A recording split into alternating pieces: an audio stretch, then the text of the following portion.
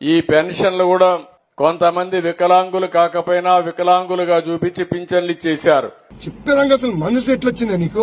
కొంతమంది వికలాంగులు కాకపోయినా వికలాంగులుగా చూపించి పింఛన్లు ఇచ్చేశారు. చేతులు కాళ్ళు కనపడవా? మీ వికలాంగులు కనిపించదా? కంపట్లేదా మనకి? ఆ పిల్ల పింఛన్ రాకుండా తీసేసారు. మరి ఇది న్యాయమేనా చెప్పండి సార్. నాకు 200 వచ్చినప్పటి నుంచి పెండింగ్ వస్తుంది. ఇప్పుడు సడన్ గా నోటీస్ ఇచ్చి తీసేస్తారు సార్. ఇంతవారికి దివ్యాంగులకు ఇచ్చిన పెన్షన్ తగ్గించిన దాఖలు ప్రభుత్వం చేయలేదు. అర్హత కలిగిన వాళ్ళకి ఇవ్వాలా, లేక వైఎస్ఆర్ కాంగ్రెస్ పార్టీ ప్రభుత్వంలో 40,000 50,000 లంచాలు ఇచ్చి, లేకపోతే దొంగ సర్టిఫికెట్లు పొంది ఏదో ఒక రూపంలో కంపట్లేదా మనకి? అనర్హులు పొందుతున్న పెన్షన్దారులకి పెన్షన్లు ఇవ్వాలా?